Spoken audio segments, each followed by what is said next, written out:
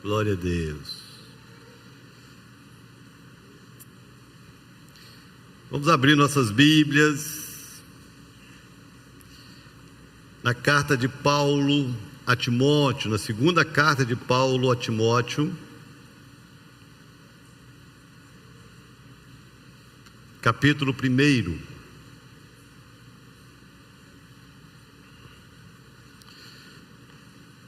Deus me deu essa palavra no ano de 2007, 12 anos. E eu estava pensando esses dias, em casa, conversando. Esse ano foi um ano muito bom. Tem sido um ano extraordinário para a igreja. Mas não tem sido um ano fácil. Foi um ano de muitas perdas. Deus foi muito gracioso com a gente, porque nós passamos a pandemia inteira sem perder uma ovelha, sem perder um membro dessa igreja. Muitos pegaram o Covid, eu peguei, mas Deus nos deu livramentos na Covid. Mas esse ano Deus resolveu levar algumas pessoas muito queridas. Então não tem sido um ano muito fácil, tem sido um ano de perdas de pessoas preciosas. E administrar perdas não é fácil. Não é fácil. E de alguma forma, se a gente não souber administrar e não tiver maturidade para administrar, nós que ficamos podemos ter perdas ainda maiores. Então, quando eu me lembrei dessa palavra, eu resolvi reler, estudar e creio, entendo que pode ser uma resposta de Deus para nós nessa reta final do ano da maturidade. Eu não tenho dúvidas que se o ano terminasse hoje, essa igreja não seria mais a mesma.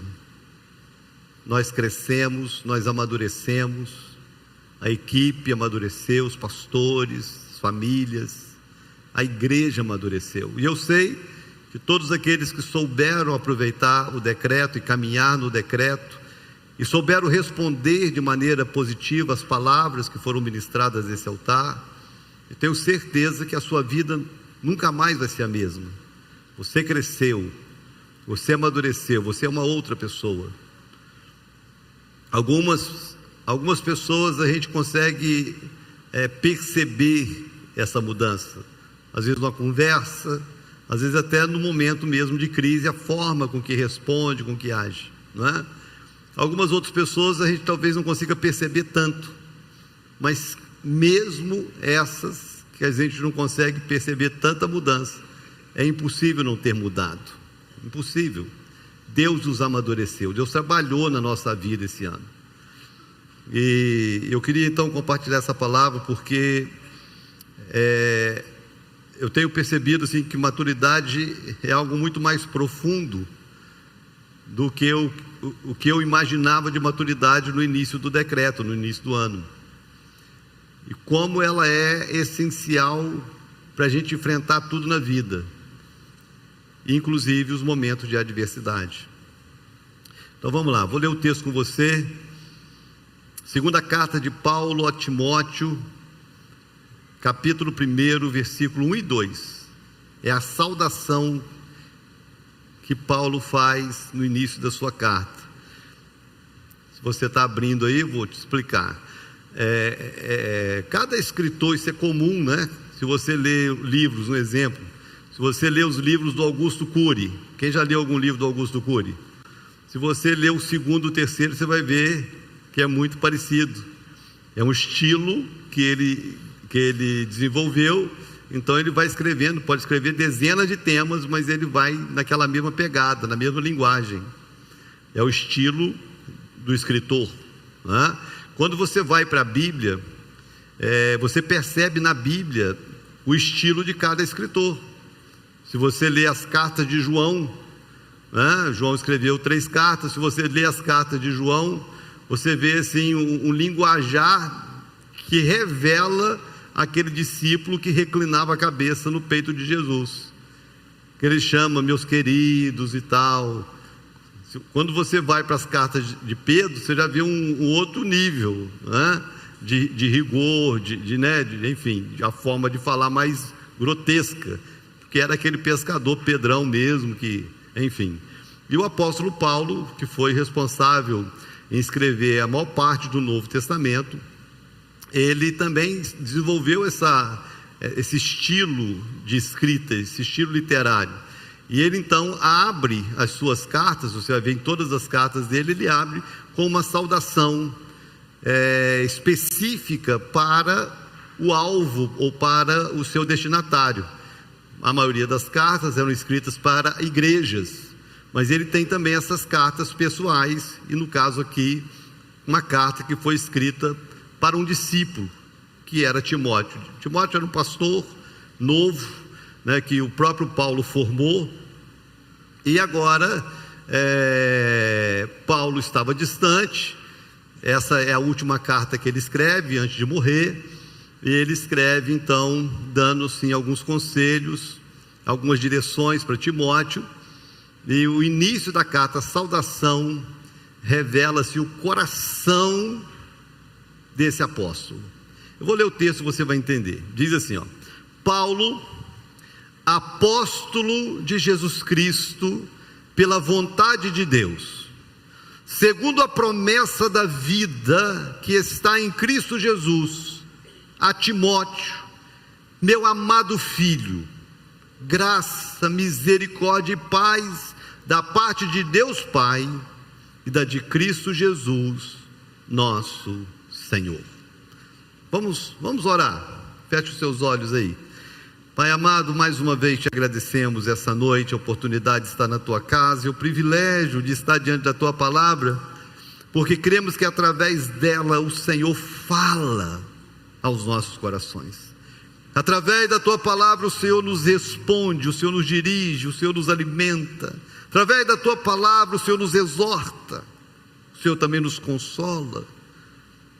Então nós nos abrimos e nos desarmamos diante da tua palavra, para que através dela essa noite o Senhor venha falar conosco. Fala ao nosso coração, segundo a necessidade mais íntima e pessoal de cada um. Não só nós que estamos aqui, mas os que estão em casa assistindo essa ministração, ou mesmo aqueles que irão ouvir essa palavra depois.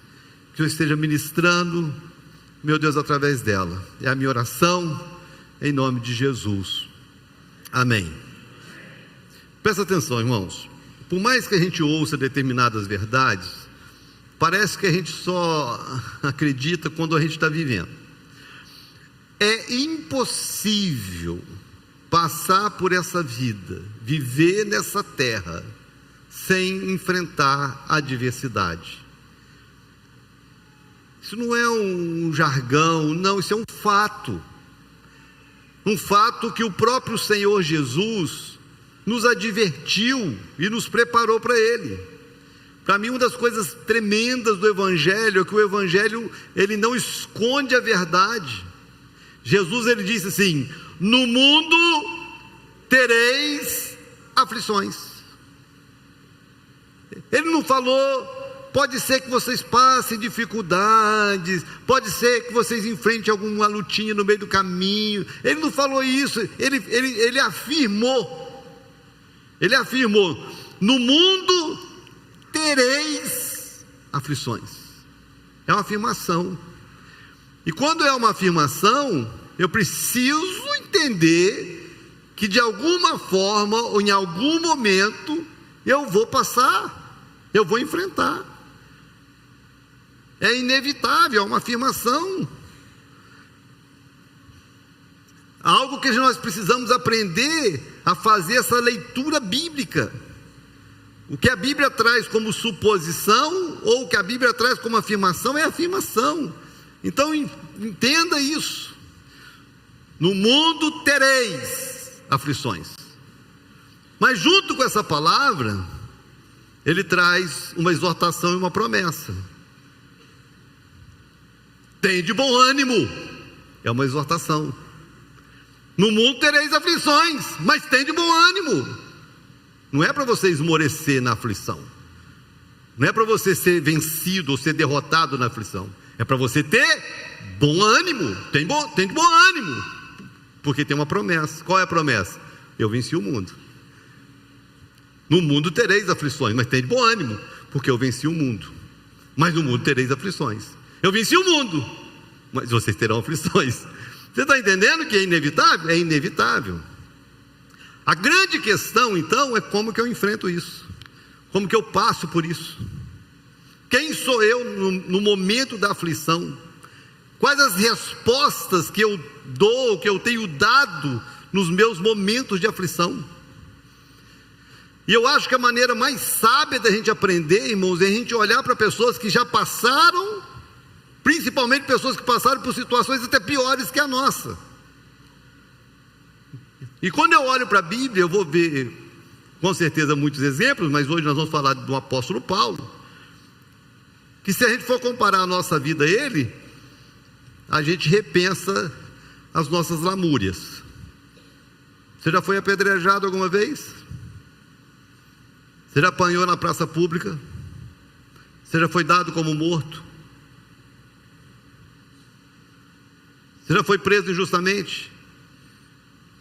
Você já recebeu uma condenação de que seria decapitado por pregar o Evangelho? Então nenhum de nós passou por qualquer tipo de aflição que chegue perto da que o apóstolo Paulo passou. Então eu acho que ele tem autoridade para nos ensinar. Amém ou não amém?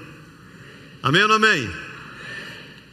Para a gente começar a conversar, para você não ficar do seu lado assim, ou no seu cantinho, de repente passando por alguma luta, passando por alguma dificuldade, e se lamentando e pensando, é porque ele não sabe o que eu estou passando. Possivelmente eu não sei. Na verdade, só quem sabe da aflição é quem passa por ela. Por mais que alguém seja solidário, ou tente ser solidário, ninguém vai sentir a sua dor, a dor é sua. Não tem como a gente sentir, a gente pode se lamentar, a gente pode chorar junto, mas quem está sentindo a dor é quem está passando. Mas entenda que, por pior que seja o momento que você esteja enfrentando, ou que você venha a enfrentar, se lembre do que você vai ouvir essa noite, porque teve alguém que passou por mais, pior, mas com maturidade soube passar. E eu queria trazer uma palavra para você hoje, não apenas uma resposta de como vencer a crise, de como vencer a adversidade, porque eu acho que tem algo acima disso. É como vencer na adversidade. O apóstolo Paulo não me ensina apenas a vencer o problema, mas como continuar vencendo, ainda que o problema exista. E para mim isso é muito mais maduro. Por quê? Porque tem pessoas que no momento da adversidade, ela para tudo por causa da adversidade. E enquanto ela não vencer a adversidade, ela não volta para a vida. O apóstolo Paulo me ensina a vencer na vida, mesmo enfrentando a adversidade. De maneira que a adversidade não me pare. Que para mim é um dos erros mais cometidos pela imaturidade da igreja. Está enfrentando uma adversidade no casamento, a entrega à célula. É a melhor hora de você ser o melhor líder, ser a melhor líder. É ser o melhor apesar de. Estou enfrentando uma crise financeira, vou sair do diaconato, vou parar de servir, porque eu estou passando por uma crise financeira. A grande questão da maturidade, a resposta é justamente você vencer, superar, ser o melhor, ainda enfrentando a crise, seja ela qual for. Tem alguém entendendo aqui não? É isso que eu vou aprender com o apóstolo Paulo. Agora tem algumas respostas que o apóstolo Paulo dá, ou que a maturidade dele revela, e que ele traz isso aqui na saudação. Eu consigo ver esses detalhes, e eu queria que você acompanhasse comigo. Como que essa maturidade para vencer na adversidade, ela é revelada? Vamos lá. Primeira coisa, eu preciso saber quem eu sou em Deus. É a primeira resposta que a maturidade dá no momento da adversidade, é que o maduro, ele sabe quem ele é em Deus, independente da adversidade. Presta atenção aqui, presta atenção. O apóstolo Paulo, ele escreve essa carta preso, ele estava preso em Roma. Os primeiros anos de prisão de Paulo foi numa casa alugada, permitiram que ele alugasse uma casa, e ele ficou nessa casa preso a um soldado, que foi a maior cilada que fizeram contra eles mesmos, né? Porque eles mantinham um soldado preso a Paulo 24 horas. E todo soldado que prendia a Paulo, Paulo pregava o evangelho e ganhava o cara para Jesus. Aí ficava aquele rodízio. Aí o Paulo fala que ele pregou para toda a guarda pretoriana. Não teve um guarda que não ouviu do evangelho, porque prendia, ao invés dele ficar, ô vida cruel, ô dificuldade, ô luta, ô guerra. Ao invés de ele fazer isso, o que ele fazia? Ele pregava o evangelho. Aí ele ficou os primeiros anos preso dessa forma, então ele começou a ganhar todo mundo para Jesus. Resolveram colocar ele, então no final dos dias ele foi para uma masmorra, nós visitamos esse lugar em Roma. É horrível, aquelas prisões subsolo, úmida, e ele passou os últimos dias ali. Nesses dias últimos de vida é que ele escreve essa carta, preso, condenado à morte.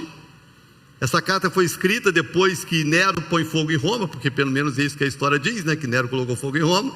Nero coloca fogo em Roma e condena Paulo a ser decapitado. Ele já sabia. Ele escreve a carta já sabendo que ele seria decapitado. Ele morreria ali. E ele escreve a carta dizendo: Paulo, apóstolo de Jesus Cristo, pela vontade de Deus. O que Paulo está dizendo? A prisão não me faz menos apóstolo. A prisão, as cadeias, a sentença de morte, o momento difícil que eu estou enfrentando, não faz de mim menos qualificado em Deus. Eu continuo sendo a mesma pessoa. Eu continuo sendo o mesmo escolhido de Deus. O fato de eu estar aqui, passando, seja o que for, porque a primeira coisa, irmãos, o diabo, ele usa essa estratégia desde sempre. Desde Adão, desde Eva. Quando a serpente se apresenta, sempre foi essa estratégia, tentar fazer com que o homem, com que o ser humano questione quem ele é em Deus. Foi assim na tentação de Jesus: se tu és filho de Deus, faça isso ou faça aquilo. Tentar trazer dúvida, porque é uma das primeiras coisas que as pessoas fazem. Estão passando uma necessidade, estão passando uma luta, perdeu o emprego, foi traído, há um divórcio, uma separação, perdeu alguém querido. Aí começa a questionar: será que Deus me ama? Será que Deus ainda tem um propósito na minha vida? Será que a minha vida ainda tem sentido para Deus? Aí o apóstolo está dizendo aqui: Paulo, apóstolo de Jesus Cristo pela vontade de Deus. Eu posso morrer decapitado, eu posso estar numa cadeia fria, eu posso estar sendo injustiçado, eu posso ter sido abandonado por todo mundo, mas eu, diante de Deus, eu continuo sendo eu. Eu continuo sendo servo de Deus, como eu sempre fui. Eu continuo sendo o escolhido de Deus, como eu sempre fui. Eu continuo sendo o apóstolo Paulo. Irmãos, é a única forma da gente enfrentar a adversidade e não ser derrotado na adversidade, a gente não perder o conceito de quem nós somos em Deus. Presta atenção. Você pode passar o que você tiver que passar na vida. Você pode pensar assim: eu estou no fundo do poço. Mas lá no fundo do poço você ainda é um filho amado, querido de Deus. Você ainda é um salvo, você ainda tem o seu nome escrito no livro da vida. Deus ainda tem propósito na sua vida. Deus ainda tem algo a fazer. As promessas de Deus não caíram por terra por causa do fundo do poço. Mas o fundo do poço só mata. A crise, a adversidade só mata quando eu questiono o inquestionável. Será que Deus me ama mesmo? Passando por isso aqui, será que Deus me ama? Ama. Será que eu sou filho de Deus passando por isso? É. Será que Deus me escolheu, eu mesmo passando por tudo isso? Escolheu. Será que Deus tem propósito na minha vida, eu passando por isso tudo? Tem. E é essa convicção que faz com que eu esteja onde eu estiver passando, o que eu estiver passando, e eu continue, eu consiga vencer. Não é vencer o problema, irmãos, é continuar vencendo na vida, mesmo no problema, é continuar sendo o melhor de mim, mesmo no problema. Você está entendendo? Saiba quem você é em Deus. Se você nunca se identificou dentro da Bíblia, você precisa se identificar, de bater no peito e falar assim: eu sou lavado e remido no sangue do Cordeiro, eu sou filho do Deus Altíssimo, eu tenho meu nome escrito no livro da vida, eu sou menina dos olhos de Deus. Quando eu sei quem eu sou em Deus, irmãos, aconteça o que acontecer, nada pode me parar, porque circunstância contrária não muda quem eu sou em Deus. Quantos entenderam? Então a primeira resposta que a maturidade ela precisa dar para vencer na adversidade é saber quem você é. Saiba quem você é, saiba quem você é em Deus, saiba o conceito que Deus tem a seu respeito, e não negocie isso por causa de um momento difícil. As pessoas podem te trair, Deus não. As pessoas podem virar as costas para nós, Deus não. As pessoas podem mudar conosco, Deus não. As pessoas que nos amam hoje, elas podem nos odiar amanhã, Deus não. Nós seremos para Deus sempre filhos amados, queridos, preciosos, vidas pelas quais Ele deu o próprio Filho para salvar. Segundo, como essa maturidade para vencer a adversidade ela é revelada. Em segundo lugar, para mim isso aqui é extraordinário, quando eu amo alguém de verdade. A maturidade na adversidade se revela, irmãos, no amor a alguém. Eu acho que tremenda essa declaração do Paulo. Paulo tinha muitos discípulos, muitos filhos na fé, mas não são todos que ele trata dessa mesma intimidade. Olha o que diz o verso 2: a Timóteo, meu amado filho. Ai, Jesus. Quem é pai aqui? Deixa eu ver. Quem é pai sabe o que é isso, né? Quem é pai sabe melhor o que é isso. Como o amor por alguém muda a nossa vida. Como o amor por alguém nos faz invencíveis em determinadas lutas. Quantas situações que, se você não tiver alguém para amar, você desiste. Mas quando você se lembra do amor por alguém, você vai e dá mais um passo, dá mais quantos passos forem necessários. O imaturo, parece que ele não consegue amar na crise. As pessoas, o imaturo, ele transforma as pessoas que hoje são amadas em pessoas descartáveis. É interessante, irmãos, porque o próprio apóstolo Paulo, ele escreve falando dos últimos dias, e ele diz que nos últimos dias as pessoas seriam assim, egoístas, amantes de si mesmas. E o apóstolo Paulo, ele vive esse drama, porque ele é abandonado pelas pessoas que ele dedicou a vida dele, pessoas que ele investiu, e ele simplesmente foi abandonado por todas elas.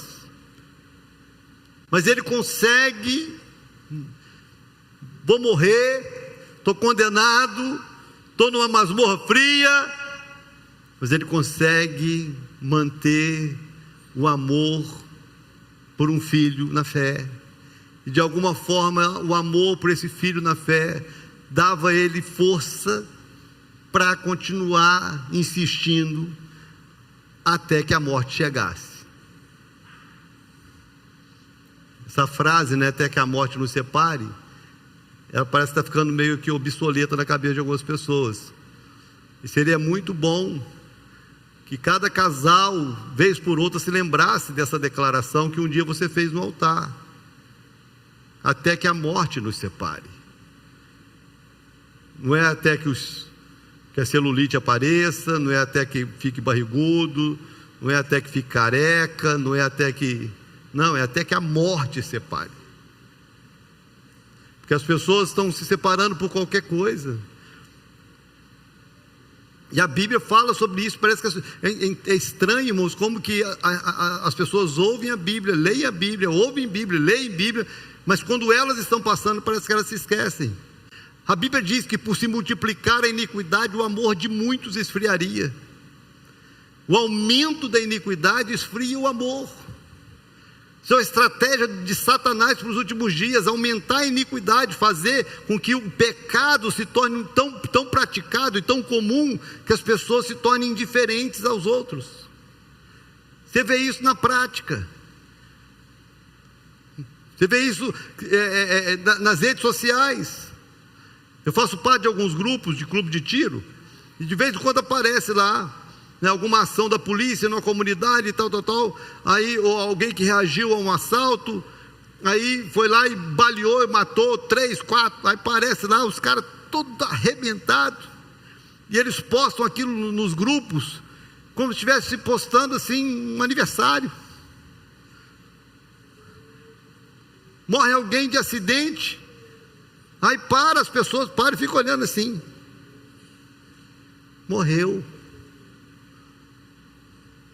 Uma indiferença, parece que é um cachorro, um animal. Na verdade, tem gente que tem mais facilidade de chorar porque o cachorrinho dele morreu, do que de repente chorar porque um vizinho morreu. Tem gente que fica de luto porque o cachorrinho morreu. Mas se o vizinho morrer, se alguém da família morreu, morreu. E se eu permito que essa indiferença tome o meu coração, a adversidade me consome. Porque o que me dá força na adversidade é eu saber que eu tenho alguém que eu amo o suficiente, que me faz fazer valer a pena lutar. Você precisa amar alguém de verdade. Você tem alguém por quem você seria capaz assim de dar a vida? Você tem alguém assim que você seria capaz de doar um rim? Você tem alguém que você seria capaz de fazer algo, um sacrifício para ver essa pessoa? É isso. Amar alguém de tal maneira que no meio da adversidade eu não sucumba à adversidade. Eu preciso vencer na adversidade porque eu tenho alguém que eu amo o suficiente para me fazer vencer isso, para me fazer resistir. É essa a palavra. Preso, condenado à morte, mas enquanto eu tenho vida, eu estou vencendo. Por quê? Porque eu tenho um filho amado, eu tenho um Timóteo, eu tenho alguém por quem vale a pena eu viver mais um dia. Você está entendendo? É isso aí. Terceira resposta que a maturidade dá no momento da adversidade, para vencer na adversidade, é a dependência da graça e da misericórdia. Como isso é importante, irmãos, e como a maturidade ela traz isso ao coração da gente. Olha o que diz o verso 2: graça, misericórdia e paz da parte de Deus Pai e de Cristo Jesus nosso Senhor. Paulo, isso aqui é uma marca do apóstolo Paulo. A reforma protestante, ela aconteceu por causa dos escritos de Paulo. Paulo foi o escritor que melhor traduziu a graça de Deus. Que a salvação não é mérito próprio. E para o apóstolo Paulo escrever isso e defender a graça, não era algo tão fácil. Por quê? Porque o apóstolo Paulo, ele era um judeu, fariseu, foi criado como fariseu, e o farisaísmo era a linha teológica dentro do judaísmo mais rígida que tinha, mais rígida, mais rigorosa que tinha, eram os fariseus. Então, para um fariseu pensar na salvação, ele pensava em ser assim, irrepreensível na lei de Moisés. Ele não podia errar na lei, então ele vivia criteriosamente a lei. Ainda existem resquícios dessa mentalidade em Israel até no dia de hoje. Para você ter ideia, quando você for a Israel comigo ano que vem, você vai chegar no Muro das Lamentações, num sábado, você não pode tirar foto. Você pode tirar foto qualquer dia, mas no Shabat você não pode tirar foto. Se você estiver tirando uma foto no Shabat, algum judeu vai chegar lá, vai meter a mão no seu celular, vai brigar com você, vai mandar você guardar o celular. Porque tirar uma foto quebra o sábado. Tirar uma foto quebra o sábado, não pode. Você vai ficar hospedado no hotel, que no Shabat tem um elevador que você não pode apertar o botão. O elevador ele para de andar e andar para subir, e andar para descer. Aí você imagina, você está num hotel de 15 andares, e você está lá no topo do 15º andar, aí você entra, então, porque você não pode apertar o botão, que se você apertar o botão, você quebra o sábado. Você não pode fritar o ovo. No Shabat a gente come ovo cozido, que foi cozido no dia anterior, porque não pode fritar ovo, você quebra o Shabat. Se você quebrar o Shabat, você não vai para o céu. Se você apertar o botão, você vai para o inferno. Se você tirar a foto, você perde a salvação. Essa é a mentalidade do fariseu. Paulo foi criado com essa mentalidade, desse nível de farisaísmo, daquelas pessoas que criticaram Jesus. Jesus, os seus discípulos estão colhendo espigas no sábado. Eram essas pessoas. Jesus curou um homem uma vez, que andava numa maca, e Jesus curou e falou assim: pega a sua maca agora e vai para casa.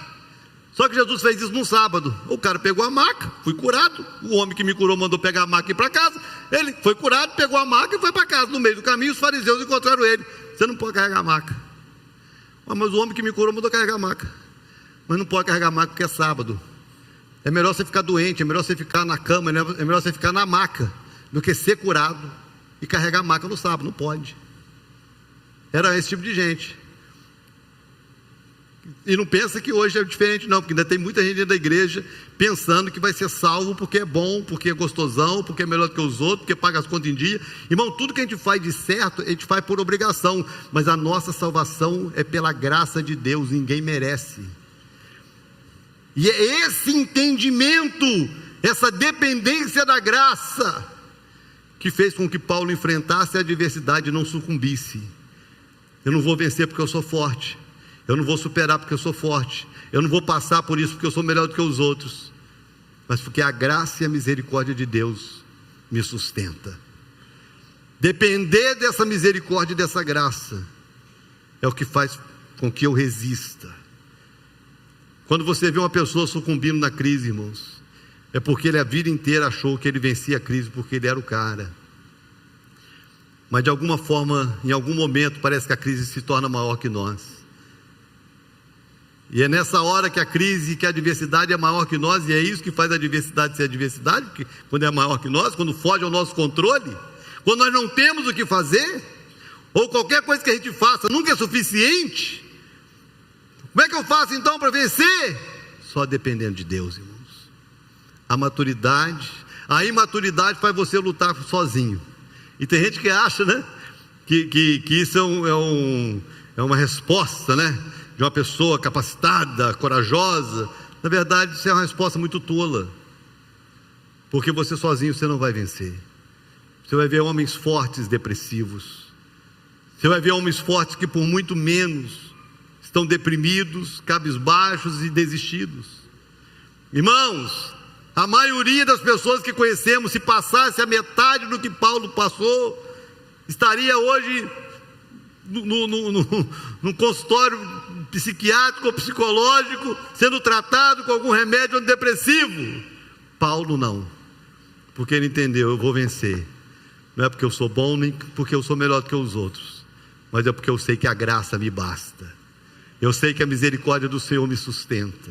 Eu sei que a presença de Deus na minha vida me é suficiente. E é depender disso que faz a gente enfrentar o que tiver que enfrentar e não parar. Fala com a pessoa que está do seu lado assim: você não vai parar.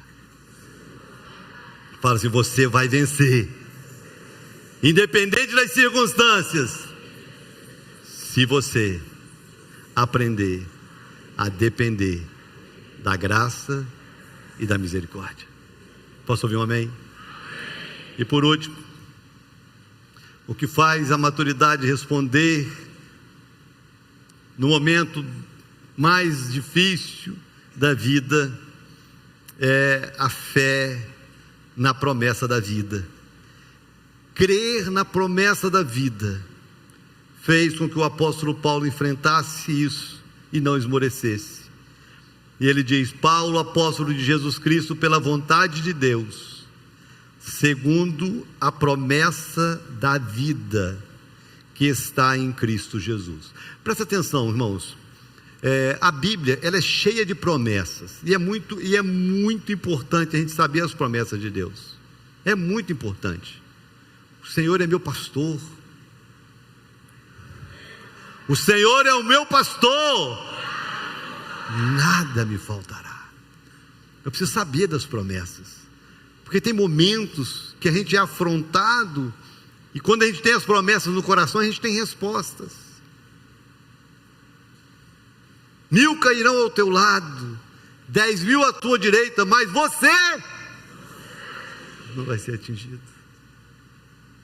Saber das promessas.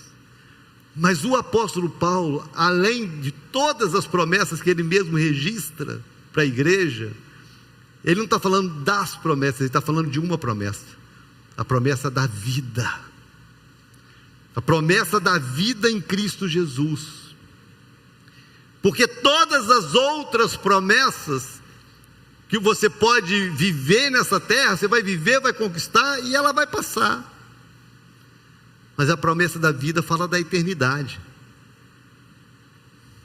É essa promessa que no momento de adversidade me dá força para continuar. Irmãos, nós temos uma vida além dessa. Se a gente perder o foco da eternidade, irmãos, essa vida se torna mais fútil. O que tem de gente vivendo futilmente um cristianismo fútil, pobre, miserável, só pensando no carro novo, na casa, na prosperidade, só pensando nessas coisas que vão ficar aqui. Que Deus te prospere, que Deus te enriqueça, que Deus te surpreenda, que Deus te leve a um lugar que você nunca imaginou na vida. Mas presta atenção, nada dessa terra pode se comparar à eternidade com Deus. Então é por isso que se você está conquistando, avança, vai embora, corre. Mas se você não tiver nada, se você perder tudo, se você passar por situações que você olha para um lado e para o outro e se veja sozinho, mas eu não tenho o que fazer. Mas se você estiver vivo no seu coração, que a sua eternidade com Jesus está garantida, não tem crise que te mate, não tem adversidade que paralisa você. Porque se você parar para pensar, a maioria das pessoas que são paralisadas por coisas muito terrenas, porque elas perderam o foco da eternidade. Existe algo melhor nos esperando depois dessa vida, irmãos, e a gente precisa viver com isso muito vivo no coração. A gente precisa relembrar isso. Parece que todos os dias e todo o tempo nós temos uma eternidade. Nós temos uma vida pós-morte. Existe um céu nos esperando. Existe algo maior nos esperando.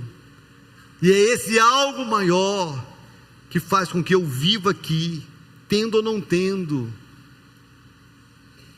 conquistando ou não conquistando. É isso, é olhar para a eternidade, olhar para a promessa da vida. Existe vida em Deus. E essa vida em Deus é uma vida além dessa vida. Eu entendo, nós falamos sobre isso esses dias, né, que o ladrão veio senão para roubar, matar e destruir, mas Jesus veio para dar vida e vida em abundância. Eu entendo que essa vida abundante de Cristo é uma vida completa. Que essa vida abundante tem a ver com saúde, que essa vida abundante tem a ver com provisão, que essa vida abundante tem a ver com tudo que tem a ver com a nossa vida.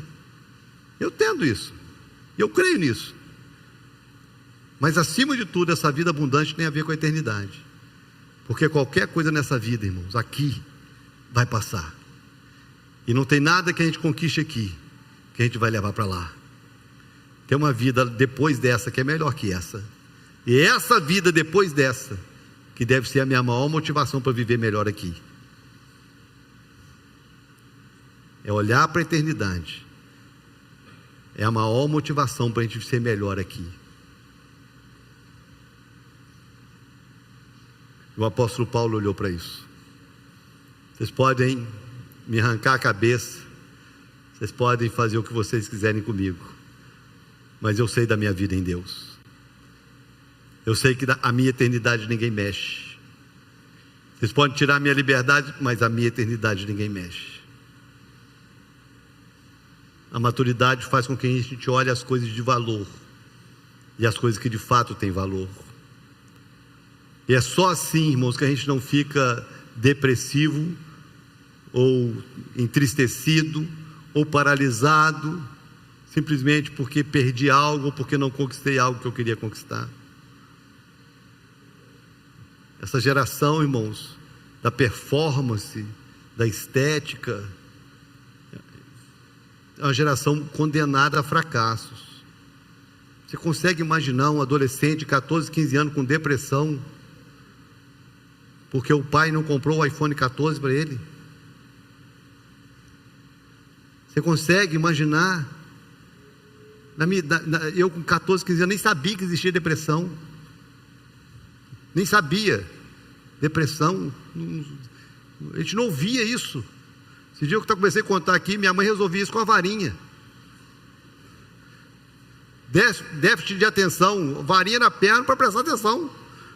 Resolvia as coisas rápido, pronto. Eu comecei a contar aqui esse dia, eu estava rindo, porque lá em casa eu comecei a descobrir que eu tenho um monte desses trem. Até autismo, acho que eu tenho. Déficit de atenção, eu tenho isso tudo, irmão. Se você me falar uma coisa agora, e se você não me cobrar, eu esqueço que em 10 minutos. Eu estou assim. Não, eu já era assim. Depois do Covid piorou, agravou o trem. Mas quando eu era criança, que a minha mãe falava uma coisa e eu não fazia, o antidepressivo nas pernas resolvia rapidinho. Problema de déficit de atenção nas pernas resolvia rapidinho. Na mesma hora eu lembrava e fazia. Mandou lavar calçado, eu esqueci de lavar calçado. Pronto, vou te dar um chá de memória aqui. Pronto, pau, resolvia. Vida que segue, irmão. Então, essa geração, irmãos, ela se deprime. Ela se deprime por coisas muito fúteis. Muito fúteis. Eu vi, essa eu vou terminar contando ela. Eu vi uma entrevista uma vez de uma modelo, e dentro de todo o perfil de modelo, linda, toda linda, cabelo, toda linda. Aí ela meio que deprimida, e o repórter conversando com ela, por quê? Porque que no corpo dela, tão perfeito, que ela não gostava. E ela triste porque ela não gostava do dedinho, do pé. Ela tinha um dedinho no pé que ela não gostava.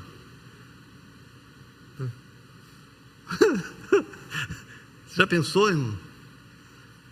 Já pensou? A menina que se arruma para sair de casa, aí de repente ela comeu uma pizza na noite anterior e a roupa não entrou como ela queria no dia seguinte. Não vou sair de casa, eu estou deprimida. Por quê? Eu comi a pizza. Tem gente vivendo isso, sofrendo por causa dessas coisas. Nem imagina que tem gente chorando porque queria comer uma pizza e não teve. Tem gente chorando porque não tem o dedinho. O único que não chora pela falta do dedinho é o Lula, porque por falta do dedinho ele não trabalhou, não fez nada na vida e chegou a ser presidente da República. Agora todo mundo chora pela falta do dedinho. Irmãos, existe uma vida melhor que essa, e eu só consigo enfrentar as adversidades nessa vida se eu entender que a vida melhor é uma garantia de Deus para mim. Você entendeu isso? Tem duas formas de nós enfrentarmos a adversidade, presta atenção. Passar, todo mundo vai passar, enfrentar, todo mundo vai enfrentar, é inevitável, cada um no seu nível, cada um da sua forma. É o adolescente que está passando a adversidade para passar de ano, as provas finais, é a adversidade dele. É o pai de família que está passando a adversidade para pagar a conta e perder o trabalho, o emprego, cada um na sua adversidade. A questão é, tem duas formas de eu passar, com maturidade ou imaturamente. Se eu for imaturo, a adversidade me mata. Se eu for maduro, eu venço apesar dela. Você entendeu essa palavra? Quantos entenderam essa palavra? Vamos ficar de pé, eu queria orar com você. E eu queria fazer uma oração específica antes de a gente sair, que a gente está com mais tempo. Eu queria orar por você que não está aguentando mais. Não vem aqui porque você está com dor de cabeça. Não é o momento da dor de cabeça. É você que está passando por algo tão maior que você está dizendo assim: apóstolo, eu não tenho mais forças. Eu não estou aguentando mais. Eu estou no meu limite. Eu preciso que ore por mim, porque eu não quero desistir. Se você está passando por algo nesse nível, e você gostaria de vir aqui no altar para eu orar por você, eu queria que você saísse do seu lugar e viesse. Sempre é você e Deus, seja o que for, seja pessoal, seja espiritual, seja emocional, seja familiar, seja financeiro, seja o que for. Se você está passando e está dizendo: eu estou no meu limite, apóstolo, ora por mim, porque eu não quero desistir, mas eu estou no meu limite. Eu queria que você viesse, que eu vou orar por você. E a minha oração por você vai ser a oração que você acabou de ouvir eu pregando. Eu vou orar para Deus te dar maturidade, porque você vai passar. Eu não vou nem orar para você vencer o seu problema, não, porque eu não sei se Deus tem algum propósito no seu problema. De repente Deus está permitindo você passar por isso, porque Ele tem algo a te ensinar. Então, mais do que orar para Deus te dar vitória no seu problema, eu vou orar para Deus te dar maturidade para você enfrentar isso, e você chegar lá na frente, olhar para trás e dizer: eu não sou mais o mesmo, eu aprendi, eu cresci, hoje eu sou uma pessoa melhor, eu soube enfrentar o que eu tive que enfrentar. É essa a questão. Se você quiser vir, você pode vir enquanto eu oro, tá bom? Se você quiser ficar no seu lugar também, não tem problema. Se você quiser colocar o seu joelho aí onde você está no seu lugar e orar, amém, fique à vontade. Mas se você está passando por algo assim: apóstolo, estou assim, sem força, não sei mais o que fazer, já pensei em desistir, já pensei até em fazer bobagem, mas essa palavra é uma resposta para a minha vida. Pai amado, eu levanto a minha voz agora, em favor dessa igreja, em favor dos meus irmãos, em especial em favor desses que estão aqui na frente, porque estão assumindo aqui publicamente que eles não têm mais forças, e que eles não sabem mais o que fazer, mas eles creem no Senhor, eles confiam no Senhor, e eles entenderam essa palavra como uma resposta do Senhor para a vida deles. Meu Deus, eu não sei o nível, eu não sei a gravidade, eu não sei a profundidade, eu não sei, mas eu sei quem é o Senhor. E a minha oração agora, meu Deus, é que o Senhor traga a eles esse nível de maturidade, para que eles entendam que, independente do momento, eles são do Senhor, que independente da crise, eles são do Senhor, filhos amados, queridos, perdoados, salvos, que eles são do Senhor, e que isso seja muito claro na mente e no coração deles. Meu Deus, eu oro para que o amor deles por alguém seja renovado e seja tão forte, que esse amor dê a eles força para continuar lutando, mas que também, meu Deus, eles aprendam a depender do Senhor, da graça e da misericórdia, porque é nessa dependência que eles irão vencer. Toma a vida deles nas tuas mãos, meu Deus, e planta no coração deles essa verdade tremenda da tua palavra, a verdade da eternidade. Podemos passar por tudo ou por qualquer coisa nessa terra, mas nós temos a promessa da vida em Cristo. Nós temos a promessa da eternidade em Cristo. E é nessa promessa, meu Deus, que nós descansamos. Toma a vida dos meus irmãos nas tuas mãos. Que eles passem, que eles enfrentem, que eles superem, mas que acima de tudo, meu Deus, independente de tudo, no meio do vendaval, da tempestade, que eles continuem a vencer tudo no Senhor. Eu entrego a vida deles nas tuas mãos, e eu os abençoo nessa hora, em nome de Jesus. Em nome de Jesus. Segure na mão da pessoa ao seu lado, pode fechar os corredores. Graça e misericórdia. Graça e misericórdia te sustente e te guarde todos os seus dias.